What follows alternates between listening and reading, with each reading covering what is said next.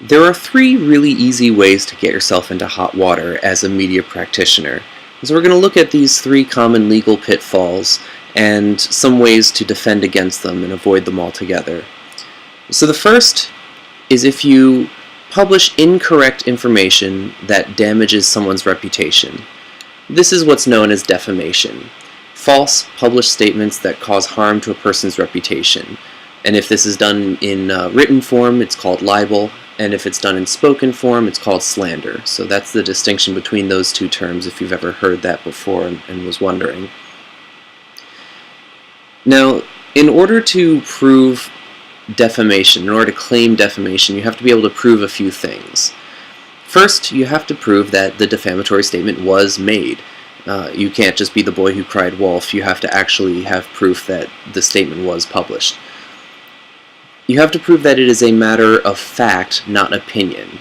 That the damaging information was stated as a matter of fact, not just stated as if this is my opinion about someone. Everyone's entitled to their opinion, even if it happens to be damaging towards a person's reputation. In other words, it has to be provable or disprovable. And the third thing you have to prove, if you want to claim that you are being defamed, is that the statement is false. If it turns out that the damaging information is true, then that's just too bad for you for putting yourself in a situation where the true information is damaging to you. The fourth thing you would have to prove is that it is about you. The person complaining has to be the one that the damaging information is spoken about, so no tattletales. You can't bring a defamation suit against someone for defaming someone else. And the fifth thing is that it has to be published with a requisite degree of fault. It can't be accidentally defamatory. It has to show some degree of intent, some degree of malice, reckless disregard for truth, or awareness of probable falsity. And this is where there is some gray area, especially if you're a private person, in which case you would have to just prove negligence in trying to do due diligence to figure out if this is true or not. Now, there are ways to defend against this and get out of this if you're being sued for defamation. So some of the defenses include the easiest one, if what you published is the truth. Obviously, this goes against what the plaintiff must prove, that it is false. The second thing is fair and honest criticism. This is what Gawker was claiming in the suit against that Hulk Hogan brought against them. In which they're basically saying that journalists and media industries, media practitioners, have a right to fair criticism, honest criticism of matters of public interest.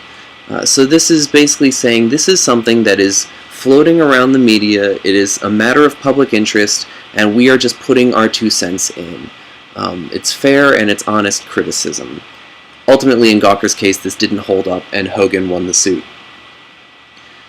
The next is fair and accurate report. So this is you're reporting public proceedings or giving documents. These documents can't be deemed defamatory because they are fair and accurate report of something that's happening. Similarly, you could claim neutral reportage, which is, for example, if Michael Jordan slandered the NBA and you're the one who reports about it, if you're reporting what someone else said and that thing happens to be slanderous or libelous, you can't be held responsible for defamation by reporting what somebody else said that could have been defamatory. Assuming that you are neutrally reporting it and you are not taking a stance one way or the other. The fifth thing you could choose to try to defend with is the Communications Decency Act, and this is really prevalent in social media. It's basically the rule that allows the owner of a blog to not be responsible for some idiot in the comments section.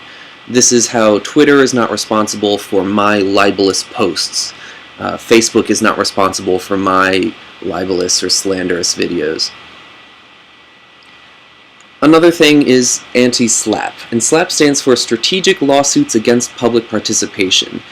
And basically this is a countermeasure in order to preemptively stop someone from trying to silence their critics with defamation suits. So using the anti-SLAPP laws, you can, if you're accused of defamation, you can issue a preemptive investigation into whether these charges have any merit. And if they are groundless, if it seems like the person is just suing you in order to get you to be quiet, then the case is dismissed and the accuser has to pay your legal fees. So this can be an easy way to get out of trouble if you think someone's just trying to put you in an uncomfortable position and you didn't really do anything wrong to begin with.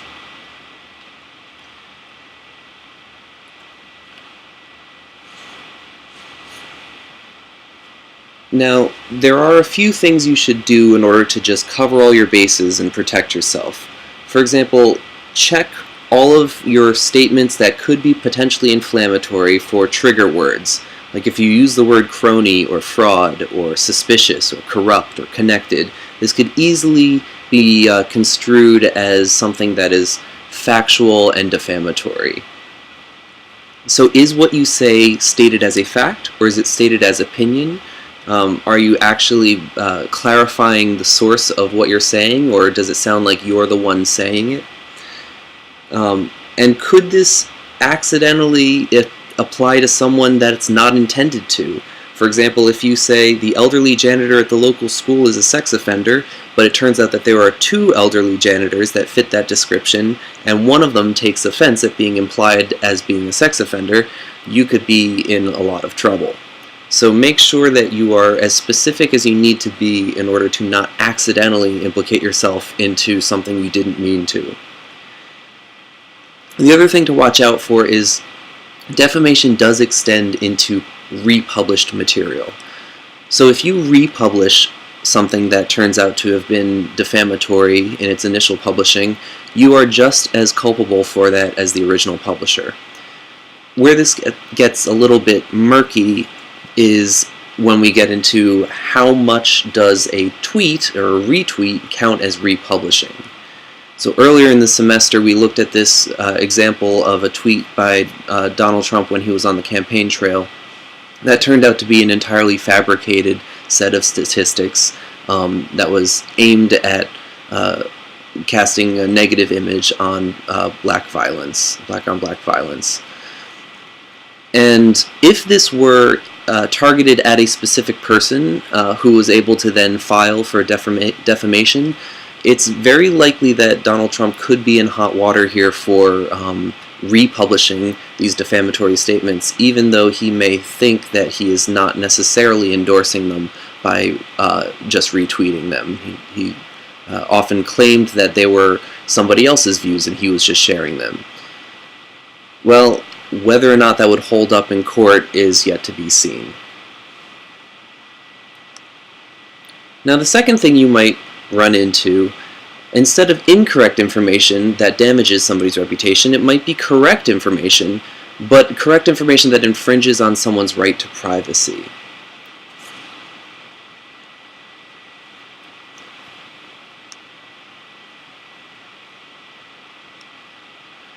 Now, there are a few different ways that you could infringe upon someone's privacy.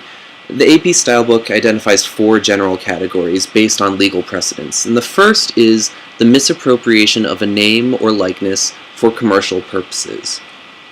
This means that a once private, anonymous person now becomes the face of dementia on a billboard because an advertiser used some random elderly person off the street. They took their photo and now put them on a billboard, and now that person can't go anywhere in real life without people thinking that they have dementia. This would be the misappropriation of a name or likeness for commercial purposes. This would be infringing on that person's privacy because they used to be a private individual and now they are a public individual without their consent. The second is the public disclosure of private facts. And again, going back to the idea of Gawker versus Hogan, this was Hogan's argument, that they were trying to disclose private information, and it wasn't a matter of public interest. This was a matter of private interest and had no business being in the public eye. The third infringement on privacy could be unreasonable intrusion upon seclusion. For example, trespassing, or being a reporter who follows someone into the bathroom in order to try and get a quote from them. And the fourth is false light in the public eye. Now, this could be the misattribution of an idea or a quote to an otherwise anonymous and unimplicated person. So if you start saying that Joe Schmo said X, Y, and Z, and X, Y, and Z was actually said by Jane Doe, all of a sudden Joe Schmo is now thrust into the public light, and in a negative way. This is kind of similar to the first policy as well, the misappropriation of a name or likeness. Now, which ones of these come into play varies greatly by state. For example, New York only recognizes number 1, the misappropriation of name or likeness for commercial purposes. The other 3 have no legal precedent in the state of New York for holding any water. After all, New York is the land of celebrity, New York and California, right? And so you would expect that there would be some altered sense of privacy in a place like New York. And yet, ironically, California actually recognizes, all 4 of these. So you could commit any of these 4 in California and find yourself in hot water. And the third thing that you would run into is potentially material that is subject to someone else's copyright. So this applies to using somebody else's completed works. Now, this doesn't apply to ideas or phrases. So we're talking about taking someone's image, using someone's sounds, someone's movies, likenesses. Now, all works are actually automatically copyrighted as soon as you finish them. However, they're not registered automatically. So just because you make a painting, all you need to do is put the C in a circle with your name and the date, and it is technically copyrighted. However, you would not be able to file a lawsuit for copyright infringement unless that copyright is registered. It's almost like a placeholder. If you register it, it also allows you to collect legal fees and statutory damages, which is flat amounts of money instead of having to prove the actual damages of exactly how many copies were illegally sold and how much that harmed you and your bottom line. So registering is a really good idea if you have something worth copywriting.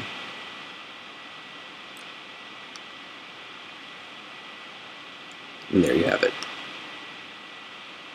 Now, some defenses of copyright infringement: if you take someone's work and you don't think you're infringing on copyright, these might be some of the defenses you'd use. The first is the fair use consideration.